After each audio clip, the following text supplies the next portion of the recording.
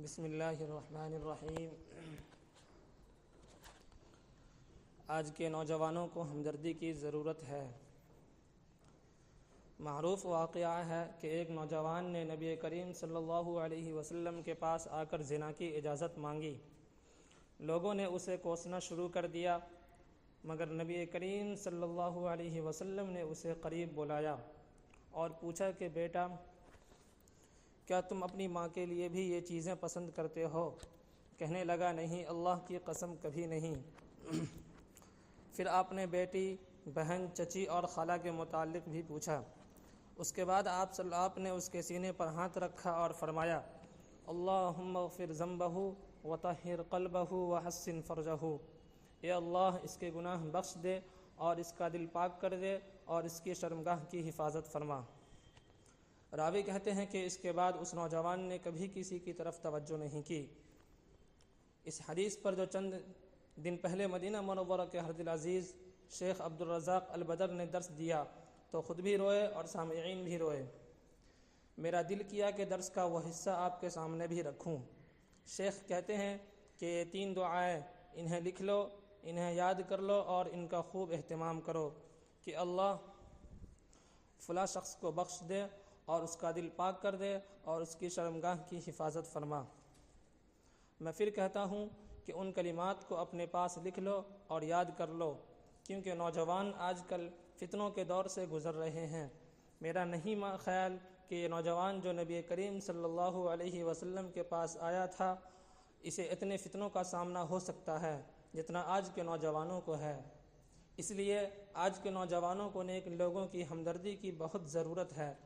کوئی ہو جو اس پر شفقت کرے، اس سے محبت کا معاملہ کرے، اس کے لیے سچے دل سے دعائیں کرے۔ باپ کی دعا بیٹے کے حق میں قبول ہوتی ہے، ماں کی دعا بیٹے کے حق میں قبول کی جاتی ہے۔ باپ اپنے بیٹے کے بارے میں یہ مت کہے کہ اللہ تجھے رسوا کرے، اللہ تیرا برا کرے، اللہ کی لعنت ہو تجھ پر۔ اپنے بیٹے کے خلاف شیطان کی مدد مت کریں۔ نوجوانوں کو ہمدردی کی ضرورت ہے۔ باپ کی ہمدردی، ماں کی ہمدردی، رشتہ داروں کی ہمدردی، دوستوں اور یاروں کی ہمدردی۔ نوجوانوں کو دعاؤں کی ضرورت ہے، سچے دلوں سے نکلنے والی سچی دعاؤں کی، اللہ سے امید بھری دعاؤں کی۔ اے اللہ، ان کے گناہ بخش دے، ان کے دل پاک کر دے، ان کی شرمگاہوں کی حفاظت فرما۔ وہ نوجوان بھی جب نبی کریم صلی اللہ علیہ وسلم کے مجلس سے اٹھا تو بہترین نصیحت، ہمدردی اور سچی دعا کی بدولت اس کے دل میں کچھ بھی نہیں تھا، سب ختم ہو گیا۔ اس کے دل میں اس گناہ کی معمولی رغبت بھی نہ تھی۔ ایسا گناہ جس سے دل لٹکے ہی رہتے ہیں اور جس کا فتنہ بہت ہی بڑا ہے، اس کے دل میں کچھ بھی نہ تھا۔ صرف 3 چیزیں، ہمدردی، اچھی نصیحت اور سچی دعا، اور نتیجہ بہت عظیم ہے، بہت ہی عظیم۔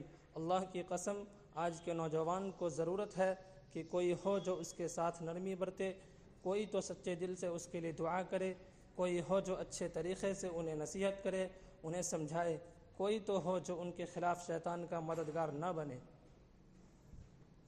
شیخ کی یہ 3 باتیں دل سے نکلی ہیں اور رکھنے والوں کے لیے نکلی ہیں۔ شیخ کی یہ 3 باتیں دل سے نکلی ہیں اور دل رکھنے والوں کے لیے نکلی ہیں۔ بھائیوں، مجھے لفظوں کی داد پیچ نہیں آتے، سادہ لفظوں میں میری گزارش ہے کہ خدا کے لیے کسی ایک گناہ گار کے خیر خواہ بن جائیں، اس کے دوست بن جائیں، اس کو اعتماد دیں کہ جب کبھی وہ گناہوں سے تھک جائے تو آپ کے پاس چلا آئے۔ اسے معلوم ہو کہ کوئی تو ہے جو میری گناہوں کے اشتہار نہیں لگاتا، میں اسے جو بھی بتا دوں وہ مجھے نصیحت ہی کرتا ہے۔ اسے اپنائیت دیں، اس کے منہ سے آتی دھوئیں کی بدبو برداشت کر لیں، اس کی کہانیاں تسلی سے سن لیں، اس کے لیے دعائیں کریں، فرشتے آپ کے لیے دعائیں کریں گے۔ ہر آن امید دلانے والے بن جائیں، وہ خود کسی دن نماز کے لیے آپ کے ساتھ چل پڑے گا۔ خدا کی قسم، 2 دفعہ گناہ گار کو سینے سے لگا لو، اس کا گناہ آدھا مر جاتا ہے۔ اپنے مزعومہ تقویٰ کی سفید چادر کو گناہ گاروں کے لیے پھیلا دیں۔ یہ بہت بڑی نیکی ہے، بہت ہی بڑی، اتنی بڑی کہ اس کا بوجھ بڑے بڑے نیکوکار نہیں اٹھا سکتے۔ اور ضروری نہیں کہ یہ سب کرنے کے لیے آپ کو فرشتہ بننا پڑے گا، قطعاً نہیں، بس ایک احساس چاہیے کہ آج کے نوجوانوں کو ہمدردی کی ضرورت ہے۔